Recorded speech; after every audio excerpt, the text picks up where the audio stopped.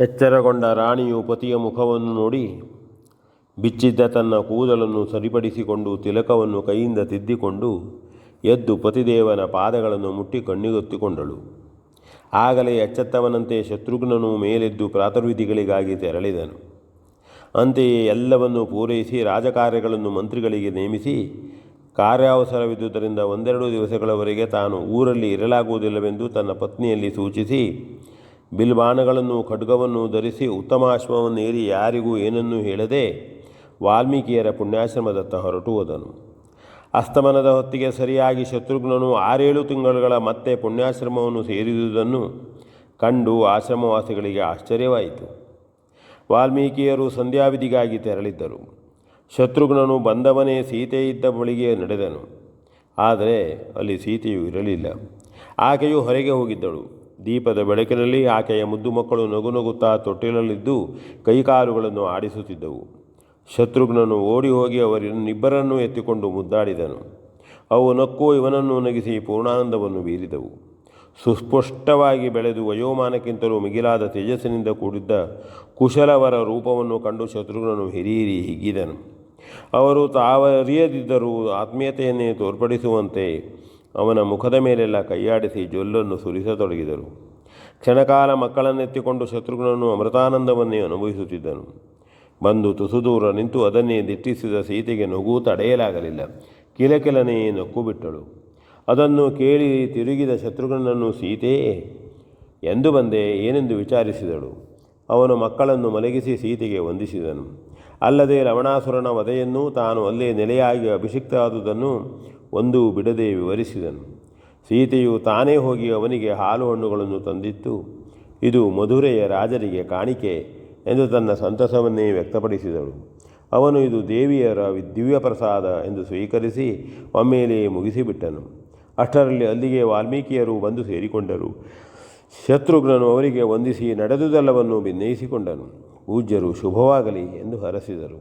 ಸ್ವಲ್ಪ ಹೊತ್ತು ಆ ಮಾತು ಈ ಮಾತು ಎಂದು ಕಳೆಯುವಷ್ಟರಲ್ಲಿ ಶತ್ರುಘ್ನನಿಗೆ ತನ್ನ ಆಸೆಯು ಫಲಿಸಬಹುದೆಂಬ ವಿಶ್ವಾಸವು ತಲೆದೋರಿದಂತೆಯೇ ತನ್ನ ವಾಂಛಿತವನ್ನು ಅವರ ಮುಂದಿಡುವುದಕ್ಕೆ ತವಕ ಉಂಟಾಯಿತು. ಅವರು ಬೇರೆ ಬೇರೆ ವಿಷಯಗಳ ಕುರಿತು ಮಾತಾಡುತ್ತಿದ್ದುದರಿಂದ ಇವನಿಗೆ ಪಕ್ಕನೇ ಅವಕಾಶವೇ ಸಿಗದೆ ಇವನು ಒಂದಿಷ್ಟು ತೊಳಲಲೇಬೇಕಾಯಿತು. ಆದರೂ ಒಮ್ಮೆ ಸಂದರ್ಭವನ್ನು ಎಳೆದು ತಂದುಕೊಂಡು ತನ್ನದೊಂದು ಬಯಕೆ ಇದೆ ಎಂದು ಪ್ರಸ್ತಾವಿಸಿದನು. ಏನು ಎಂದು ವಾಲ್ಮೀಕಿಯರು ಸೀತೆಯು ಒಟ್ಟಾಗಿಯೇ ಕೇಳಿಬಿಟ್ಟರು. ಅಷ್ಟರಲ್ಲೇ ಮಕ್ಕಳೂ ಚೀರತೊಡಗಿದವು. ಸೀತೆಯು ಅವರನ್ನು ಸಮಾಧಾನಪಡಿಸಿ ಮತ್ತೆ ಶತ್ರುಘ್ನನನ್ನು ನೋಡಿದಳು. ವಾಲ್ಮೀಕಿಯರು ಇನ್ನು ಹೇಳು ಎಂದು ನುಡಿದರು. ಶತ್ರುಘ್ನನು ಕೈ ಜೋಡಿಸಿಕೊಂಡು ತಡೆದು ಹೇಗೂ ಮಧುರೆಯಲ್ಲಿ ರಾಜ್ಯ ಕಟ್ಟಿ ಆಗಿದೆ. ನಾನು ಅಲ್ಲೇ ಇರುವಂತೆ ಅಣ್ಣನ ಆಜ್ಞೆಯಾಗಿದೆ. ಯಾವುದಕ್ಕೂ ಅವನ ಅನುಗ್ರಹದಿಂದ ಕೊರತೆ ಇಲ್ಲ. ನನ್ನ ಆಕೆಯೂ ಅಲ್ಲೇ ಇದ್ದಾಳೆ. ಅಯೋಧ್ಯೆಗೂ ಅದು ಬಹಳ ದೂರ. ಬೇಕಿದ್ದರೆ ಅಯೋಧ್ಯೆಯ ಯಾರೂ ಅರಿಯದಂತೆ ಸುವ್ಯವಸ್ಥೆಯನ್ನು ಮಾಡಬಹುದು. ದೇವಿಯವರು ಮಕ್ಕಳೊಂದಿಗೆ ಅಲ್ಲಿ ಬಂದಿದ್ದರೆ ಎಂದು ನಿಧಾನವಾಗಿ ನಿವೇದಿಸಿಕೊಂಡನು. ಮಾತು ಪೂರೈಸುವಷ್ಟರಲ್ಲಿ ವಾಲ್ಮೀಕಿಯರು ನಕ್ಕು ಬಿಟ್ಟರು. ಸೀತೆಯು ನಿಟ್ಟುಸಿರನ್ನು ಬಿಟ್ಟು, ಅಪ್ಪ, ನಿನಗೆ ತುಂಬ ಕೃತಜ್ಞತೆಗಳು. ನಿನ್ನ ಗುಣವು ನಿನ್ನನ್ನು ಹಾಗೆ ಪ್ರಚೋದಿಸುವುದು ಸಹಜವೇ ಆಗಿದೆ. ನನ್ನ ಅರಸನನ್ನು ವಂಚಿಸಿ ನಾನು ಆ ಪಟ್ಟಣದಲ್ಲಿರಬೇಕೆ? ಕಾಡಿನಲ್ಲಿ ಬಿಟ್ಟು ಬಾ ಎಂದು ಲಕ್ಷ್ಮಣನಲ್ಲಿ ಅವರು ಹೇಳಿದ್ದರು. ಹೀಗೆ ಬೇರೆ ಬೇರೆ ಇರುವಂತೆ ಮಾಡಲು ಅವರಿಗೆ ಸಾಧ್ಯವಿರಲಿಲ್ವೇ? ನಿರಾಕರಿಸಿದನೆಂದು ಚಿಂತಿಸಬೇಡ. ನಾನು ಹಾಗೆ ಬಂದಿರುವುದು ನಿನ್ನ ಅಣ್ಣನ ಇಷ್ಟಕ್ಕೆ ವಿರೋಧವಾದುದು ಎಂದು ನುಡಿದು ಬಿಟ್ಟಳು. ವಾಲ್ಮೀಕಿಯರು ಮತ್ತೊಮ್ಮೆ ನಕ್ಕು ಬಿಟ್ಟರು. ನಿದ್ರಿಸದ ಮಕ್ಕಳೂ ನಗತೊಡಗಿದರು. ಶತ್ರುಘ್ನನಿಗೆ ಅಯ್ಯೋ ಎನಿಸಿತು. ತಲೆ ಎತ್ತುವ ಧೈರ್ಯವೇ ಬರಲಿಲ್ಲ.